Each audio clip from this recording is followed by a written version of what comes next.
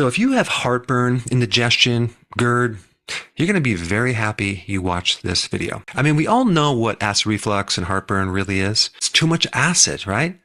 Is there a difference between acid reflux, heartburn, and the overproduction of acid? There's a huge difference, okay? When you have heartburn or acid reflux or GERD, where do you actually feel it? Do you feel it in the stomach? Usually not, unless you have an ulcer. Normally you feel it just above the stomach, in the esophagus, or even in the larynx, as it can come up the esophagus into your throat. And so what you're going to soon learn is that heartburn, GERD, acid reflux is actually the opposite problem. It's usually not an overproduction of acid. It's an underproduction of acid. And I'm going to prove it. So let's go through this. I mean, I would bet you anything, if you go to your doctor with heartburn or acid reflux, they're not going to test the pH of your stomach, okay? They're not going to check your acids. They're not going to look at that because it's obvious that you have too much acid. But here's the problem. When you don't have enough acid, the valve on the top of the stomach doesn't necessarily close tightly enough. And the acid can then regurgitate up into the esophagus, making you think that you have too much acid, when in fact, you have just acid in the wrong place. It's a well-known fact that people develop GERD as they get older. You don't normally have this problem when you're younger. Well, with an exception of myself. In my 20s, I had this because I had really bad digestive issues. But that was more of an ulcer, okay, which actually also had some acid reflux. But normally speaking, as you age, okay, over 40, 50 years old, a lot more people get acid reflux. But it's also true that as we age, we lose our stomach acid. The acidity in our stomach becomes less and less and less as we age. So that's kind of conflicting. Doesn't make sense unless you really understand that normally the root cause of acid reflux, heartburn, GERD is a lack of acid. Even if you take a look at what is normal, a normal pH of your hydrochloric acid in your stomach should be between 1 and 3. Now, what does that mean? Well, it is the strongest acid in the entire body. In fact, it's between 100,000 to 1,000,000 times more acid than your blood. Your acid is like battery acid, and that is normal because the function of that acid is to help you break down protein, to turn that like beef steak that you eat into like a soup. And so that's what the acid does. It helps to unravel the protein. So then the enzymes that are released from this strong acid can break down easier. So we can then go from a protein to eventually amino acids. Amino acids are like the building block of proteins. And so every time you eat this long chain of amino acids, protein, your body has to break them all the way down into the small parts. So it can then take those small parts, amino acids, and then build back up body tissues. But let me just kind of refocus on what we're talking about. We're talking about GERD, acid reflux, acid indigestion, heartburn, being caused by a weakened acid or a stomach pH that's no longer between 1 and 3. It's starting to go higher.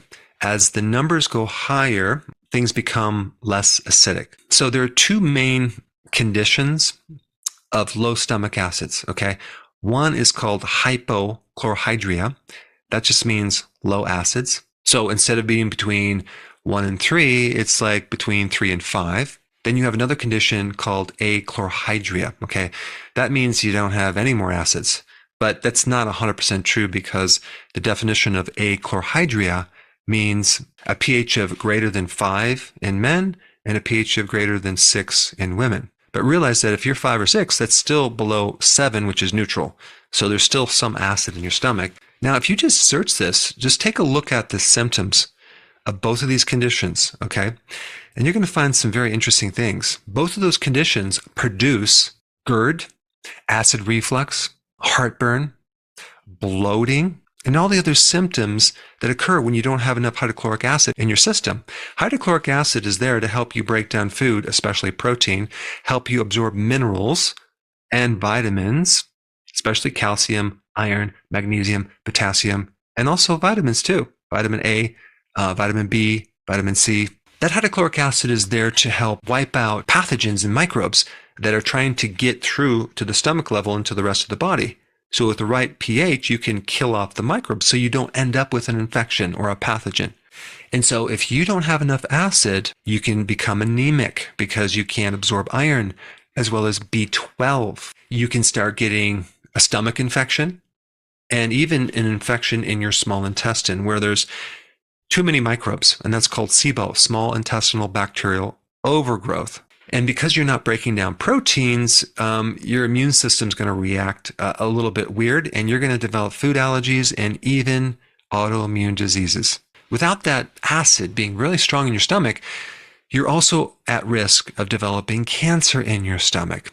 You're also at risk of developing H. pylori, which is this microbe normally in your stomach, doesn't create any problem until the pH becomes too alkaline.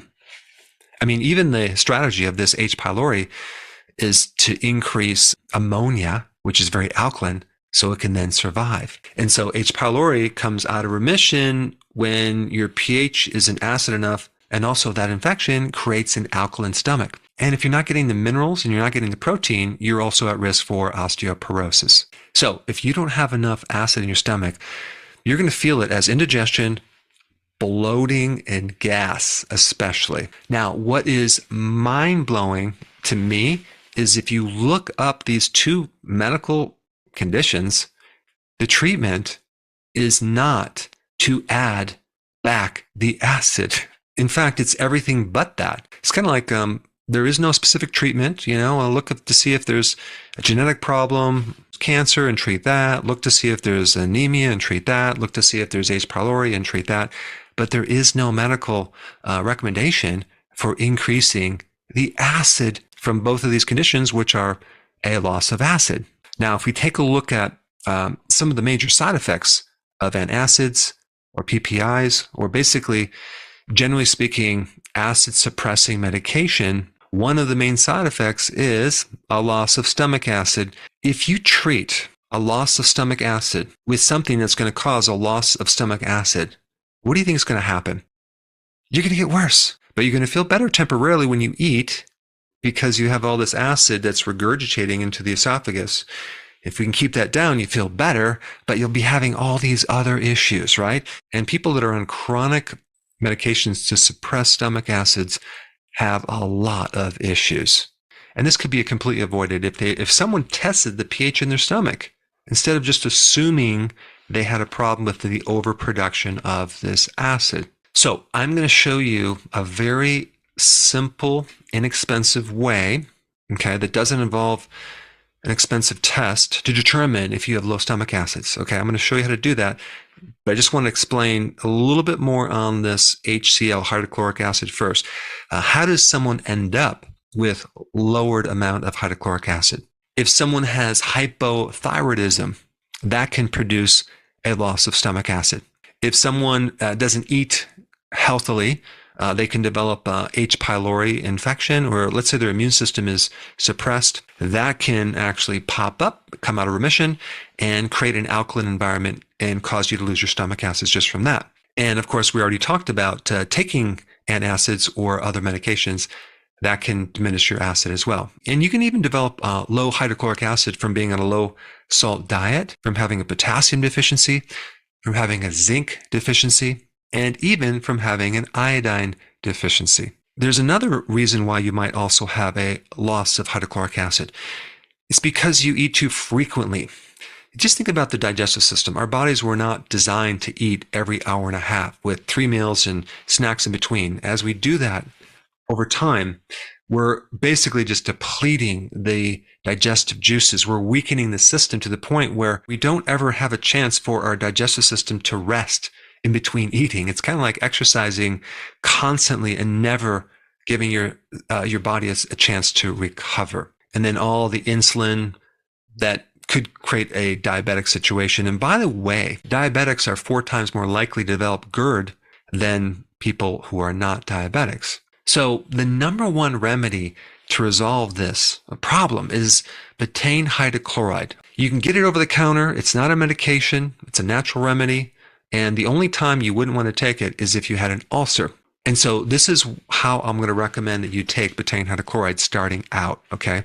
Because, if you had chronic heartburn for a long period of time or acid reflux, you could develop an ulcer. And so if you took this betaine hydrochloride, which is kind of like a building block for acids, it can aggravate the ulcer. So this is how I would recommend taking it. First of all, when you start eating, right when you get the first bite of food into your stomach, then take the betaine hydrochloride. Because I don't want you to take it on an empty stomach and then maybe for some reason you got distracted and you didn't eat. And so now you have this acid that's going down in your stomach and you had an ulcer and then it gets worse. So you want to just have a bite to eat and then take one, okay? And see how you feel. And then with the next meal, you're going to add another betaine hydrochloride, okay? So now we're up to 2, but I would recommend taking it slowly after you swallow the second bite, okay? So we're going to gradually increase the amount of betaine hydrochloride, but kind of mix them in with your bites of food. And so each meal, you're actually adding one more betaine hydrochloride gradually until you get to a point where you feel a warm feeling in your stomach, which means you've took too much. So then you would just back off. You've taken one too many. So let's say, for example, you're up to 6, okay? And you feel this warm feeling in your stomach. Well, then your dosage is 5. Or when you feel the resolution of the acid reflux, okay? So, wow, I have no more indigestion or I have no more acid reflux when I took 3. Well, stick with 3. Then you would stay on that dosage for a period of time, maybe 1 to 2 to 3 months, and then you can stop taking it for a while to see if this problem has been corrected. Now, of course, in the meantime, you're hopefully eating healthily to actually balance out these other factors like iodine, potassium, sodium chloride, things like that, as well as not eating too frequently, right? You're on this intermittent fasting program. But typically, an average person's going to really need between 1 and 6. And when you take it, maybe you don't want to take the whole thing in a handful. You want to take one at a time as you eat through the meal. But I think this video is extremely important because if you start taking the wrong solution for the wrong problem, okay, you're just never going to get better. Now, there's another reason why you may have GERD, okay, or acid reflux, and it has to do with a lack of a certain nutrient that controls the valve of your stomach. And for that information, I put it up right here. Check it out.